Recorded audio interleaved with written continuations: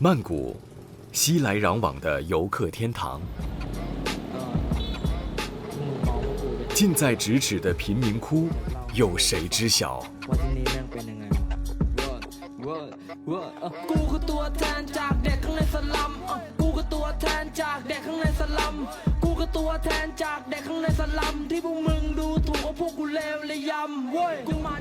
这里是曼谷最大的贫民窟孔堤社区，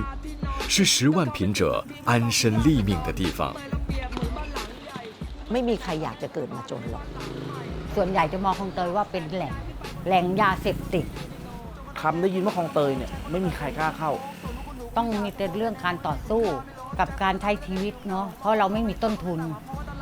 ชีวิต在这光照不到的角落，绝处何以逢生？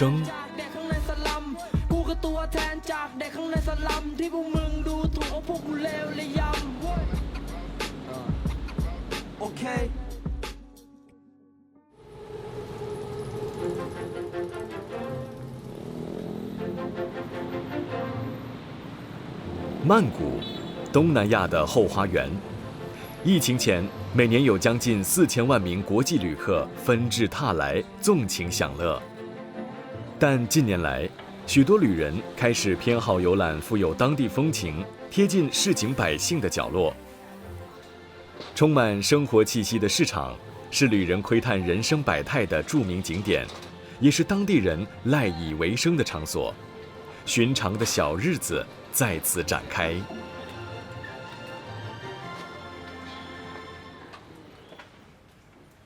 ประหยัดไม่มีตังค์ที่จะเดินห้างส่วนมากก็ไปแค่ตลาดซื้อกับข้าวตลาดคลองเตยที่จะมาซื้อคลองเตยเพราะที่นี่มันแหล่งผักแหล่งสมบูรณ์มันครบวงจร潘提拉是曼谷30万名街头小贩大军的其中一员。自疫情后诞生的全球性经济问题，对这些经营小本生意的摊贩带来了巨大的冲击。尽管孔堤市场的物品价格售价低廉，对于入不敷出的市井百姓来说，每一串数字都是不可承受的重量。เด็กไม่ค่อยมีตังค์เท่าไหร่วันต่อวันน่ะซื้อวันต่อวันน่ะขายวันต่อวันมายองเนส2 ถุงค่ะทุกวันนี้ป้าก็ต้องกู้มาซื้อของหมุนทุกครั้งนั่นแหละ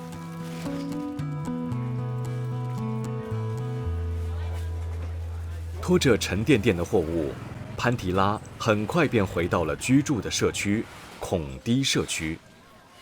这里被誉为曼谷最大的贫民窟。孔堤在泰语指的是斑斓叶，寓意为芬芳之地。目前泰国约有5500个贫民窟，曼谷的孔堤社区人口最为密集，常年住户达10万人左右。由于过去毒品泛滥，警方扫荡的新闻时有所闻，因此这里成了曼谷人避之不及的地区。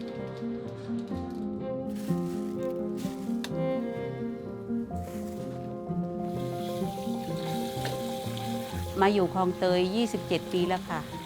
มาเมื่อก่อนมาทำงานก่อสร้างแล้วก็มาเช่าอยู่ป้า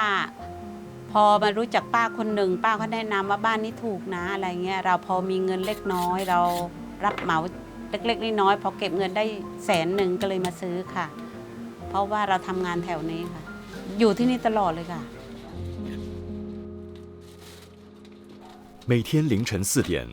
潘提拉便会摸黑开始整备食材，中午再进行添货工作。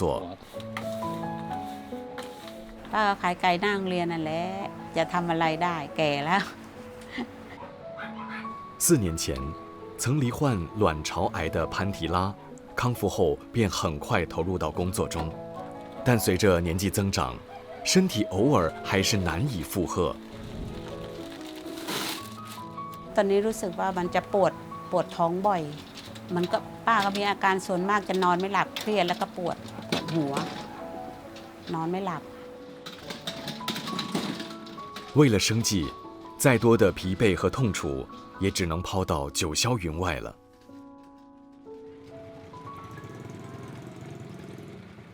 街头摊贩是曼谷最为人称道的人文风景，售价低廉的美食，往往是成千上万外食族重要的三餐来源。ป้ามาขายไก่ประมาณปี48ค่ะ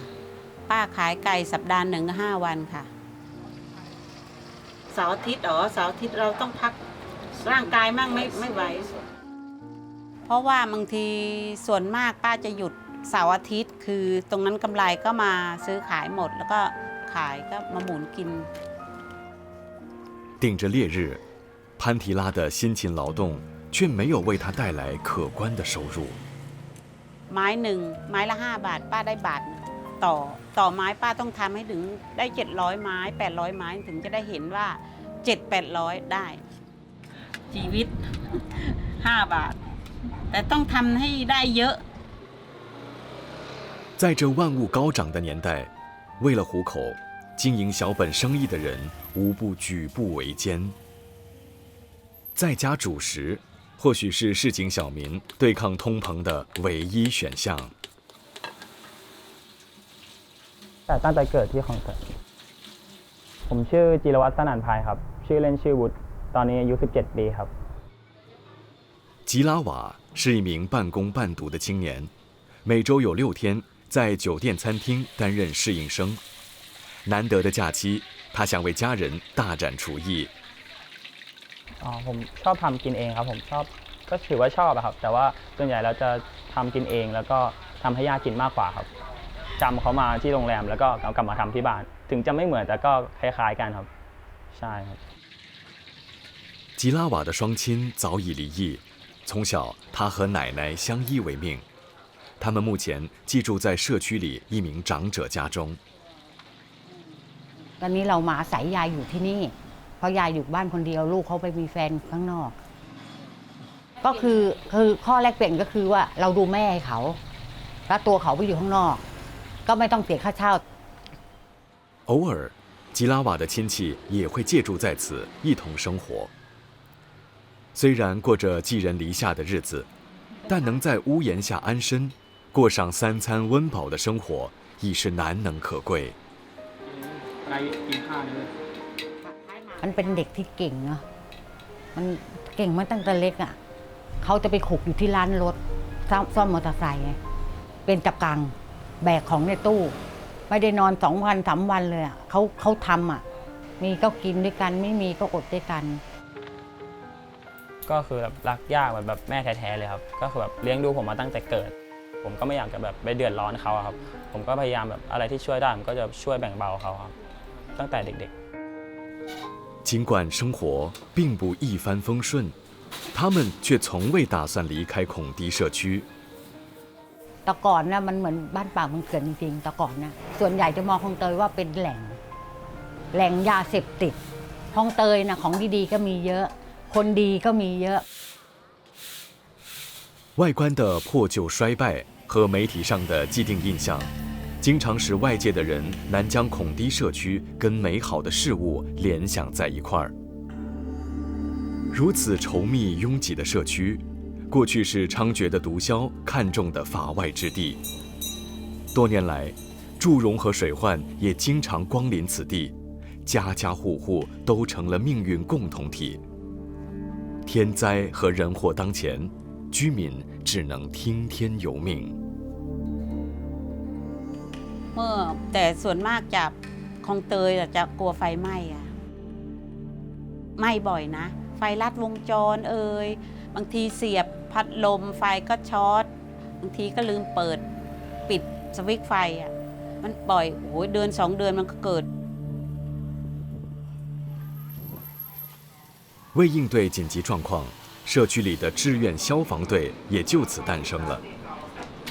ทีมงานดวงประทีปแจ้งว4 ว35ตั้งแต่เวลานี้ครับแล้วแจ้งจากดวงประทีป02ของทีมงานดวงประทีป今年33岁的查伦波成为志愿消防员已经有3年了，他负责指挥其他的年轻成员。ทุกคนชุดเบิกของใครของมันประกอบเลย ตั้งแต่วันแรกจนถึงวันนี้ไม่มีวันไหนไม่มา นอกจากผมออกต่างจังหวัดค่ะถ้าไม่ได้อยู่成立于1992年的志愿消防队，对维护社区居民的生命及财产安全至关重要。他们每年都会透过位于日本的组织获得消整相关的器材配备。志愿消防队的队员大多是青年，有的甚至在学中，最年轻的年仅14岁。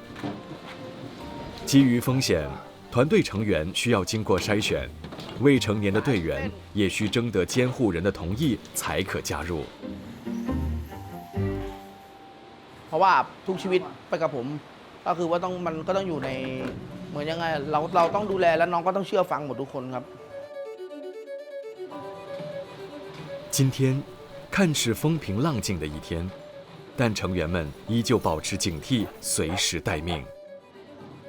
ไฟไหม้ครั้งสุดท้ายก็คือเมื่อ3 เดือนที่แล้วครับแต่เดี๋ยวนี้คือว่าเราไปนำเสนอไปสอนชาวบ้านว่าเวลามีเหตุเพลิงไหม้อุปกรณ์ถังเคมีถ้าไม่มีเหตุร้ายอะไรจะดีที่สุดเลยครับคือว่าเราก็แฮปปี้ประชาชนก็แฮปปี้มีความสุขทั้งคู่ครับผมทั้งสองฝ่าย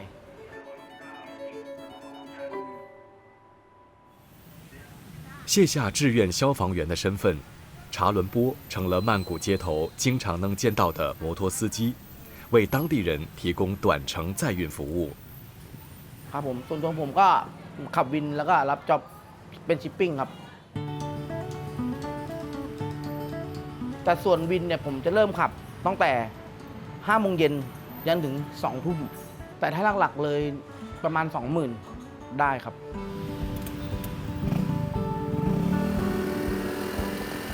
穿街走巷的工作，每天可为查伦波带来700泰铢，约等于27新元的收入。他大可将每天的时间用来赚更多的钱，却还是选择将大部分时间投入到义务岗位里。คำได้ยินว่าคลองเตยเนี่ยไม่มีใครกล้าเข้าแม้แต่คนขับวินก็ไม่กล้าเข้า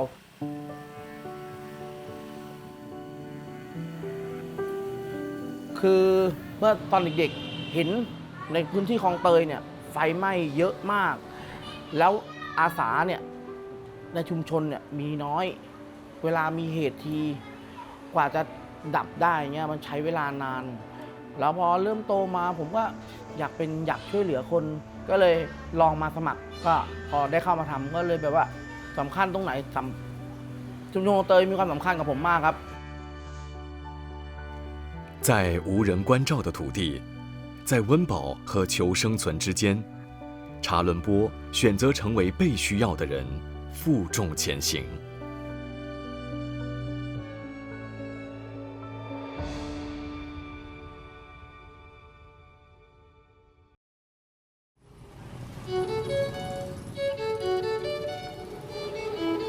暹罗区，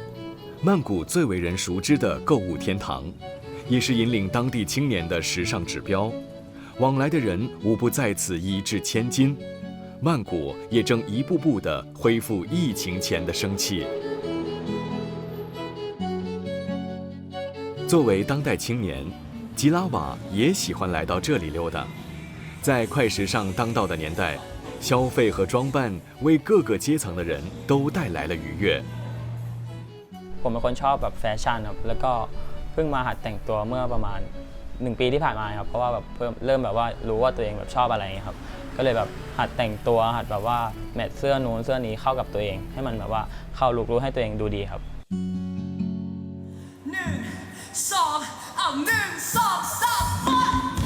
人们常说，青年是社会的栋梁。要端详一个城市的未来，青年的生活状态及面临到的困境，便是良好的参照物。มันก็มีบ้างนะครับเพราะว่าส่วนใหญ่แล้วคนรวยก็สามารถแบบว่าซื้อแบบว่าพวกรองเท้าเสื้อผ้าที่แบบคอลเลคชันแบบว่าพิเศษได้แต่คนจนก็ไม่สามารถที่จะซื้อได้ก็ต้องรอซื้อแบบราคาถูกอะไรเงี้ยครับแต่ผมก็ไม่ได้ค่อยแคร์เรื่องอะไรแบบนั้นครับเพราะผมรู้ว่าตัวเองชอบสไตล์ไหนก็แต่งตัวที่แบบสไตล์นั้นแล้วก็พอที่แบบเราจะซื้อได้อะไรเงี้ยครับถ้าในตัวผมนะครับผมรู้สึกว่าความจนในตัวผมยังไม่ค่อยลำบากมากครับเพราะว่าก็ยังแบบยังพอมีกินอยู่บ้างยังไม่ถึงแบบไม่ได้แบบอดอยากหรืออะไรขนาดนั้นนะครับ ที่ผมได้มาถึงทุกวันนี้ก็เป็นเพราะว่าความขยันของผมครับ 每一代青年都会为整体社会形塑属于下一个时代的价值观，忠于自我并为此负责，或许就是这一代青年为下一个黄金时代开创的命题。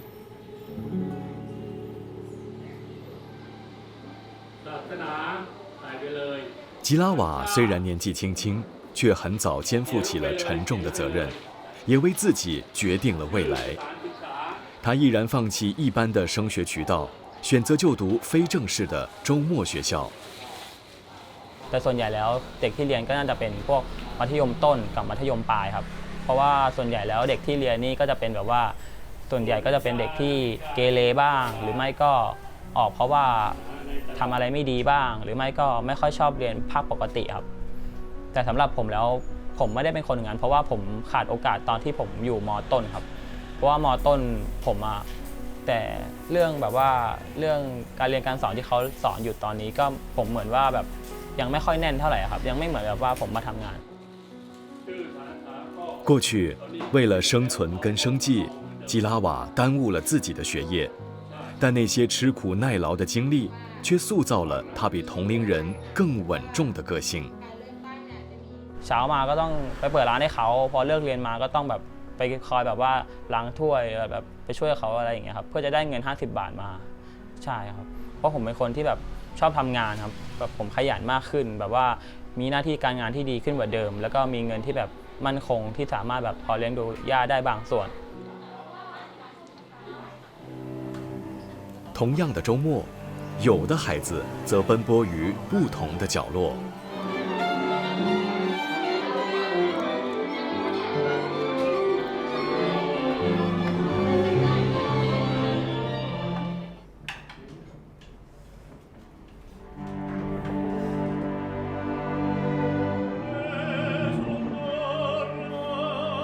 正在进行演奏彩排的是一个诞生自贫民窟的乐团，而让这里扬起古典音乐、组织起乐团的幕后功臣，正是在这里出生长大的乐团指挥瓦林。The people in Thailand are thinking that classical music is for the rich family or the high society, but actually I think the music is for everyone. That's why I would like to put the classical music in the slum area. My name is Varina Vilai, or I'm the musician. และตรงนี้คือต้องดังตาดาอันนี้คือคล้ายของมึงมั่นใจยืนตรงนี้มั่นใจตรงนี้มั่นใจต้องมั่นใจ伊曼纽尔管弦乐团成立将近4年，但早在20年前，类似提供给贫民窟儿童的免费音乐课程就已在此扎根。瓦林正是当初的受益者之一。从音乐系毕业后的瓦林成立了乐团，每年也定期对外举办3次公演，这里的乐器全由善心人士捐赠提供。Our aim is not the sympathy project. I was born in here, and like right now I'm also staying here in the Klong Toei. The teacher is not in my mind because I don't want to be a teacher at all. But why I come back here? Because I see so many kids, they want to prove themselves. 起初，这里绝大多数的孩子都对音乐一无所知。今年15岁的阿米特便是如此。ช่วงแรกๆก็อ่านโน้ตไม่ค่อยได้ครับอ่านโน้ตไม่เป็นก็ฝึกมาเรื่อยๆครับเล่นดนตรีมา 4-5 ปีแล้วครับมาฝึกดนตรีเกือบทุกวันครับหยุดแค่วันอาทิตย์กับวันจันทร์ครับได้เรียนรู้ความตรงต่อเวลาครับแล้วก็ระเบียบในการอยู่ที่นี่อะไรเงี้ยครับ但在日积月累的个别及分组练习下，对音乐一窍不通的孩子逐渐发现了不曾探索过的新世界。At first, when he playing alone, he lose confidence. But he very brave, to when they are with friends. ที่มาฝึกดนตรีเพราะที่บ้านครับผมอยู่ที่บ้านบ่อยจนไม่มีอะไรทำย่าก็เลยพาผมมาเรียนดนตรีครับท ที่เลือกเชลโลเพราะไม่เคยได้ยินคำว่าเชลโลครับเคยได้ยินแต่คำว่าไวโอลินก็เลยลองเลือกเชลโลดูเพราะอยากรู้ว่ามันเป็นยังไงครับแล้วก็เชลโลตอนนั้นผมก็เครื่องก็ใหญ่กว่าตัวผมก็เล่นลำบากนิดนึงครับ is not expect that everyone should be the musicians, but the music like the way that can help you, you know, if you lose the way. 音乐伴随着阿米特度过了这个对贫穷没有太多想象的年纪，或许还将陪伴他好长好长一段时间。虽然音乐活动在社区扎根行之有年，但不是所有孩童都能如此幸运。过去，社区里的儿童和青年的处境令人担忧。出于环境及无法被突破的贫困循环，有的青年走上了毒品成瘾的不归路。毒品泛滥问题也一度成为当地悬而未决的难题。ปัญหาใช่ไหมปัญหาก็คือว่ายาเสพติดครับมันถามว่ามันน้อยลงกว่าเมื่อก่อนไหมน้อยลงเยอะ แต่ทุกวันนี้มันก็ยังมีอยู่เราก็กลัวอันตรายเพราะเรารู้เราเคยผ่านมาก่อนมันทรมาน长此以往，生活在孔堤社区的查伦波，也曾在本该美好的少年时光误入了歧途。14 ปีที่ผมติดยามาครับเห็นเพื่อนแต่ว่าเพื่อนไม่ได้ชวนอยากลองเป็นเพราะเราอยากลองเองจนแบบจากแค่บุหรี่กาวจนลามไปถึงยาแล้วก็เริ่มแบบว่าเหมือนผันตัวมาเป็นเด็กเดินยาไปซื้อยาให้เขาเราได้ยอดก็คือว่าผมไม่คิดเหมือนกันว่าจะเลิกได้ก็คือมันเป็นช่วงวุบแวบเดียวอะที่แบบว่าสงสารพ่อสงสารแม่สงสารลูกก็เลยตัดสินใจเลิกหักดิบมันจะเป็นอุปกรณ์การเสพทุกอย่างผมเททิ้งผมทิ้งหมดทุกอย่างไม่เอาไม่แตะตั้งแต่วันนั้นคือแบบไม่เอาเลยครับในชุมชนคลองเตยตอนนี้ผมบอกเลยว่าดีขึ้นเยอะเรื่องยาเสพติด生活所迫，或许能使人无所不用其极的苟活，但家庭让查伦波最终选择回到了正轨。ถามว่าตอนนี้ชีวิตนี้ตอนนี้มีความสุขไหมแต่ละวันผมบอกเลยว่ามีความสุขมีแฮปปี้มีลูกมีเมียตื่นมาเห็นลูกเห็นเมียแล้วก็ออกมาอยากมาอยู่อย่างเงี้ยอยู่กับน้องๆเพื่อนๆวันหนึ่งก็ผมแฮปปี้มีความสุขดีครับผมไม่ต้องการใฝ่ฝันหาความสุขอะไรมากกว่านี้แล้วครับ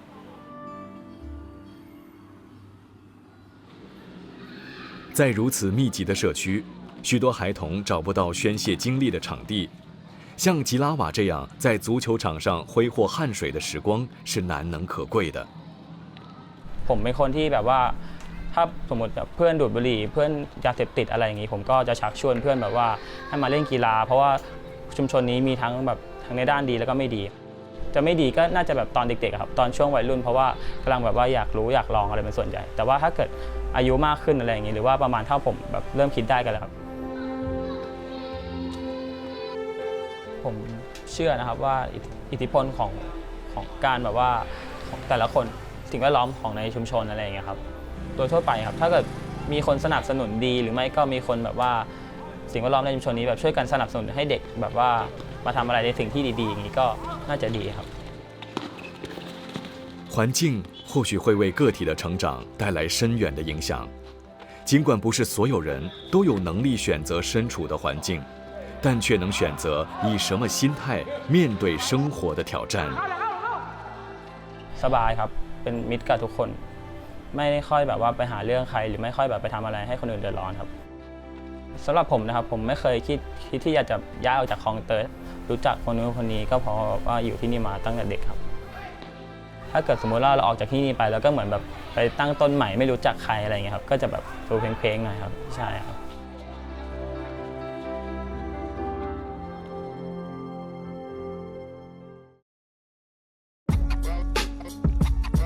พวกมึงมองว่ากูเป็นยังไงวะ เว้ยตายเพราะเป็นมนุษย์ใช่หลักการจำแนกคนคนรวยก็ผู้ล่าส่วนเหยื่อก็คือคนจนระรวยกระจุกและจนกระจายนี่แหละสังคมไทยคนรวยเขาบีเอ็นผ่านแยกเห็นเด็กขายพวงมาลัยยกมาในคลองเตย泰国曾为国内60%的贫困人口除贫，成效卓著，举世瞩目。但时至今日，贫困率不降反升，仍有约450万人生活在贫困线下，挣扎求存。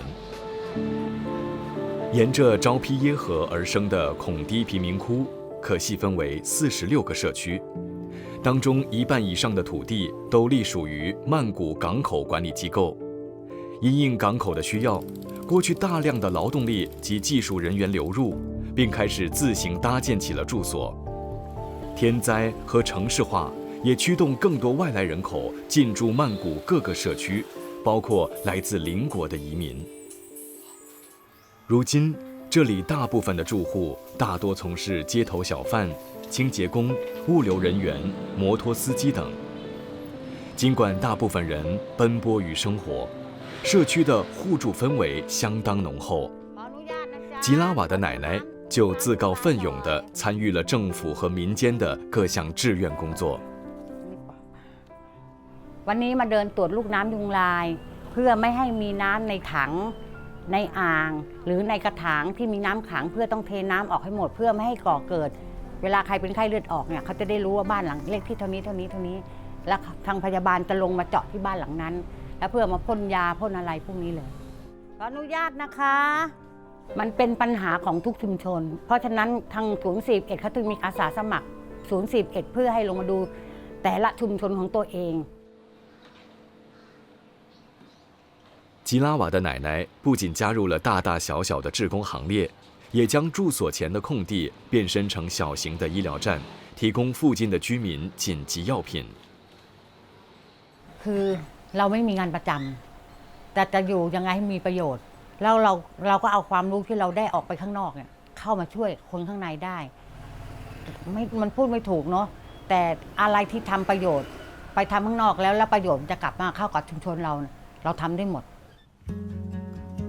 非政府组织在如此自食其力的社区不可或缺。Doan Pertip 基金会是当中耕耘已久、最举足轻重的单位。每逢周三，他们都会定期为社区里的长者举办团体活动。受到奶奶的启发，吉拉瓦也热衷于为社区尽一己之力。น่าจะเป็นแรงบันดาลใจให้เขาอะเวลาเขาช่วยอะไรเขาช่วยคนข้างนอกเต็มที่เลยนะทุกคนจะชมหมดเลยว่าอุ๊ยมันเก่ง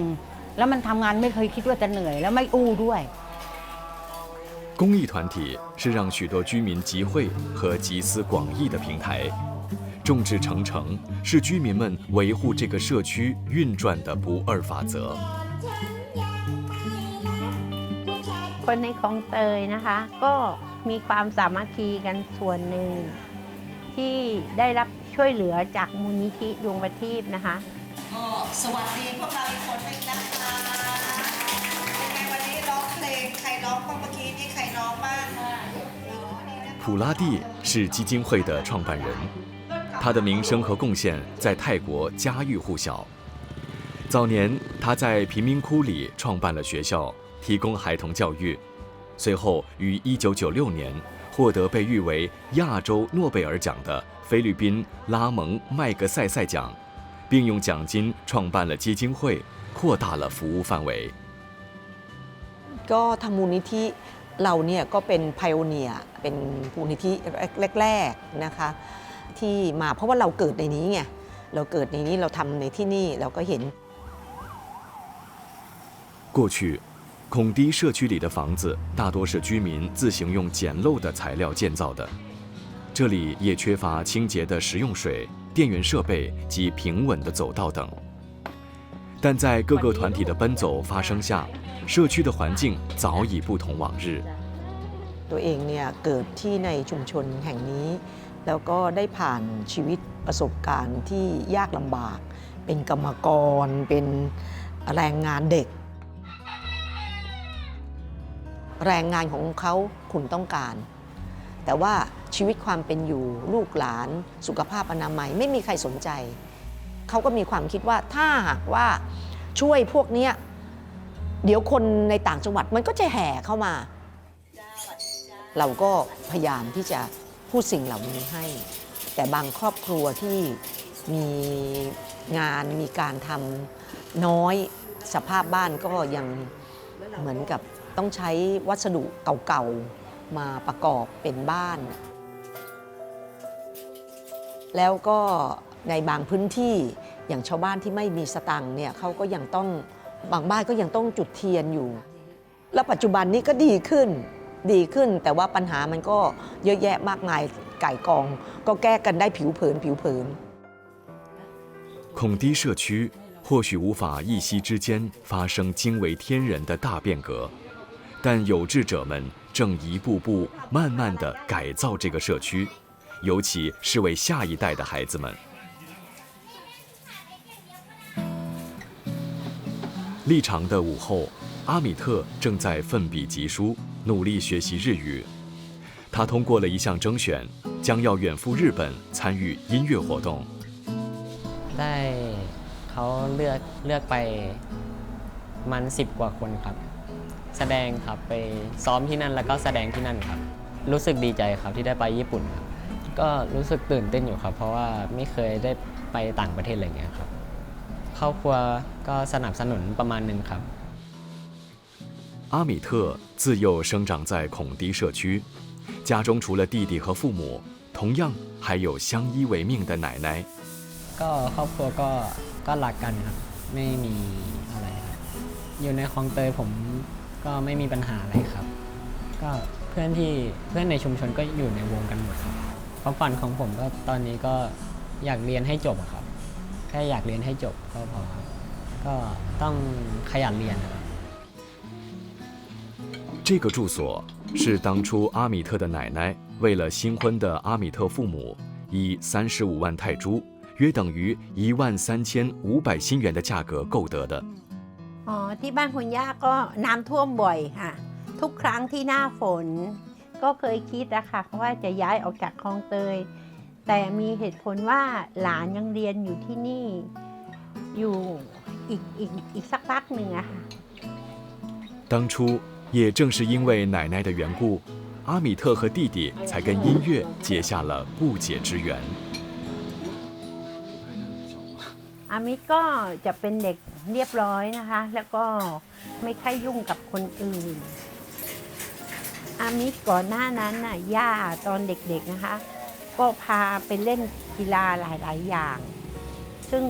แต่ละอย่างฟุตซอลอย่างนี้เขาก็เล่นไม่ได้เขาก็เหนื่อยเลยก็พอดีมีโรงเรียนของครูต้นเขาก็เข้ามาว่าอยากจะสอนดนตรีเด็กๆในคลองเตยเลยก็พาหลานไป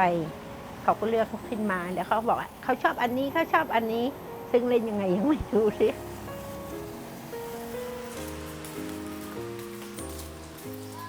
音乐几乎占据了阿米特生活的重心，他在这里找到了自己的新天地。อามิตเปลี่ยนตั้งแต่เริ่มเล่นดนตรีค่ะเพราะว่าที่เขาเปลี่ยนเพราะว่าเขามีสมาธิมากขึ้นแล้วก็มีวินัยมากขึ้นเพราะเขาก็โตขึ้นมาทุกวันแล้วก็เขาก็จะมีความคิดอย่างนู้นอย่างนั้นก็จะสนับสนุนน้องอามิตสนับสนุนต่อไปเรื่อยๆค่ะตามใจน้องจะชอบแบบไหนยากก็สนับสนุน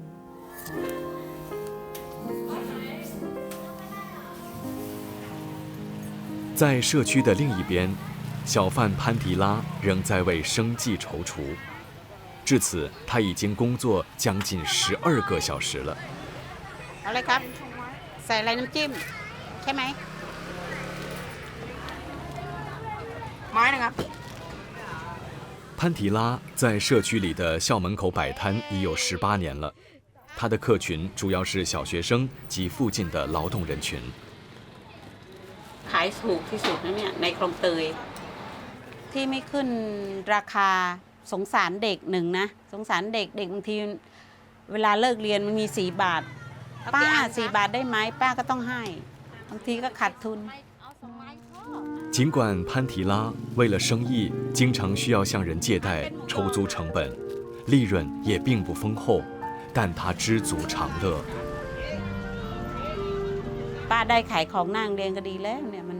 นบางคนนะขายไม่ได้ก็เลิกนะป้าแต่รู้สึกว่าป้าดีมีที่ขายได้พอกิน放工后的潘提拉依旧没能闲着，偶尔他还会为社区的街坊理发。ตัดให้ฟรีเพราะว่าเขาไม่อยากไปจ้างมันเสียเงินแต่ป้าก็พอทำได้ป้าก็ตัดให้ชอบตัดค่ะเพราะป้าชอบเพราะใจมันชอบใจมันมองออกว่าเราชอบอยากเป็นช่างเสริมสวยอยากตั้งแต่สมัยเด็กๆแล้วชอ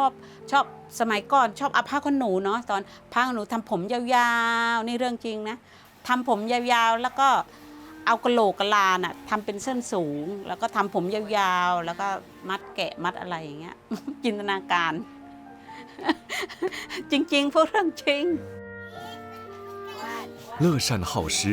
让泰国民间在无论什么样的社会状况下，都保持着源源不绝的前进力量。在这光照不到的角落，温暖和纯良也从不曾缺席。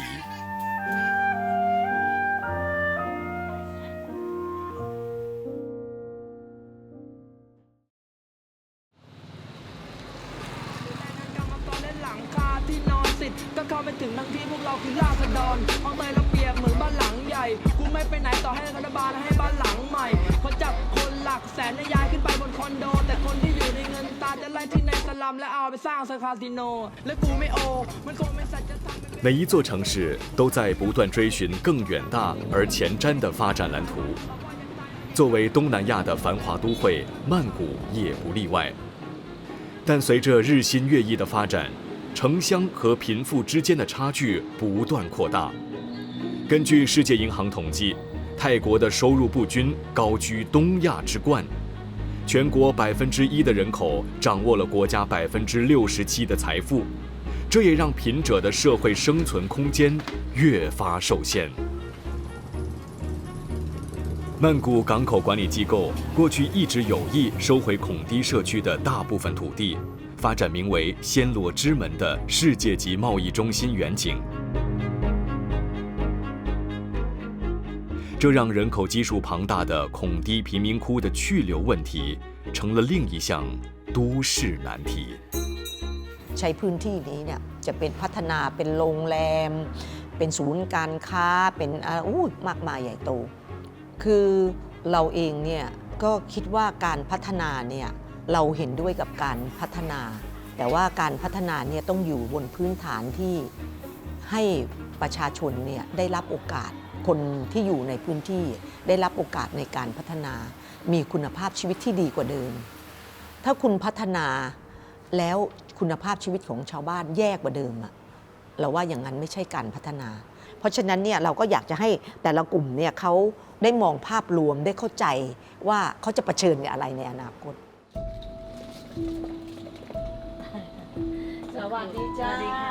土地权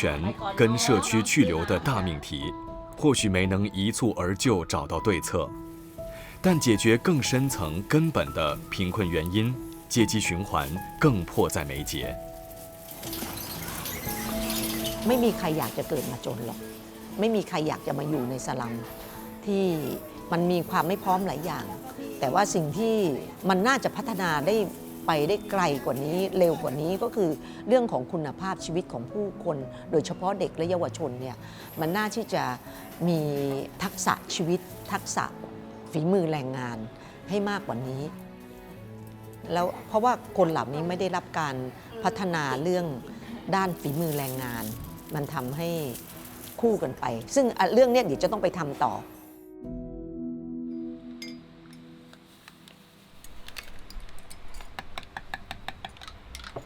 吉拉瓦的奶奶过去曾因为土地问题跟当局抗争，斡旋多年，最终才得以和居民们保留这块居住空间。เพราะว่าที่ชานเมืองมันสำหรับคนที่มีรถมีเงินที่ได้บรรยากาศแต่เราเป็นคนหาเช้ากินค่ำบ้านต้องอยู่ใกล้ที่ทำกินมากที่สุดเราก็เลยสู้มา10 ปีถึงได้ที่ตรงนี้เราดูมันเหมือนอย่างหนึ่งในชีวิตเราอะที่เราทำมากับมือ ต้องมีแต่เรื่องการต่อสู้กับการใช้ชีวิตเนาะเพราะเราไม่มีต้นทุนต้องหากินต้องดูหลานต้องจะทำยังไงเราจะมีบ้านอยู่ มันก็หกล้มหกลุกคุกคานมาเนาะร้องไห้มั่งหัวเราะมั่ง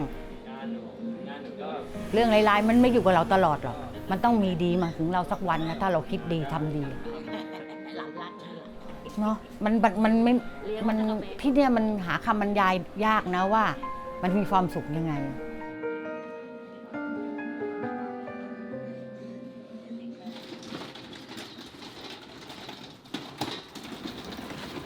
傍晚时分，潘提拉又结束了一天的忙碌。พอได้มาเราหยุดปิดเทอมเราก็หมดแล้วเราก็ต้องหาใหม่อย่างนั้นอะหมุนเวียนไปลูกเต้าเขาก็ไม่ค่อยจะมีเขาก็จะมีใช้จ่ายของเขาเราก็ดูแลหลานไป尽管需要勒紧裤带生活，家人是潘提拉的重心，是他不屈不挠的精神支柱。ปกติป้านะป้าก็เป็นคนรักลูกรักหลานรักครอบครัวใช่ไหมก็มีความสุขเวลาลูกหลานไปโรงเรียนไม่เกเรลูกไม่ไปเกเรคือมาก็อยู่กินทานข้าวด้วยกันเสาร์อาทิตย์ใช่ไหมพอได้เจอลูกหลานมาแย่เราก็เหนื่อยลูกหลานแย่ปั๊บเราก็มีความสุขแล้วโอ้โหหลานนี่รักเราเนาะถ้าจะย้ายป้าก็อยากอยู่ที่นี่ไม่อยากไปอยู่คอนโดก็จะมีสิทธิ์ให้อยู่คอนโดถ้าคอนโดมันก็ต้องไปเสียค่าส่วนต่างเนาะไปอยู่อย่างนั้นเสียแต่เงินถ้าเกิดว่าวันหนึ่งป้าออกจากคลองเตยป้าจะเสียใจมากเลยค่ะเพราะอยู่ที่นี่ความสุขดีค่ะ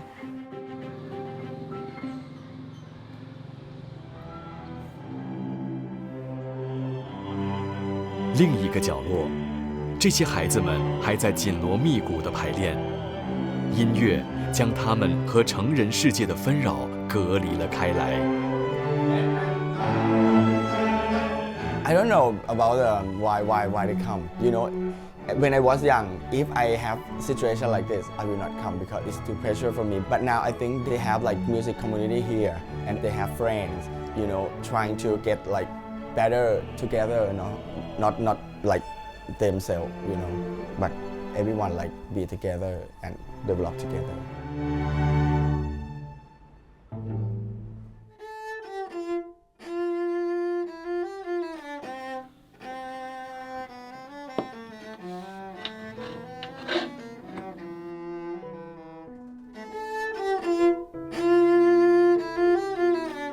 ก็รู้สึกขอบคุณครับเพราะว่าดนตรีได้เปลี่ยนอะไรในตัวเราหลายอย่างครับก็อาจจะใช้ในอนาคตได้ครับเป็นครูสอนดนตรีอะไรอย่างเงี้ยครับไม่ก็เป็นนักดนตรีครับไม่ได้คิดว่าการที่อยู่คลองเตยจะเป็นอุปสรรคในการเรียนดนตรีครับคิดว่าคลองเตยเป็นบ้านของผมครับก็ตั้งแต่เด็กตอนนี้ก็คลองเตยก็ไม่ได้แตกต่างจากก่อนอื่นครับ每一座伟大的城市都从未根本消除过贫穷，在光照不到的角落，当生活困难重重，有的人还是选择燃烧自己，成为光本身。当无数的微光聚集在一块儿，这些角落便不再黑暗。I think Kongte is very special. If you understand, you know, you will be happy.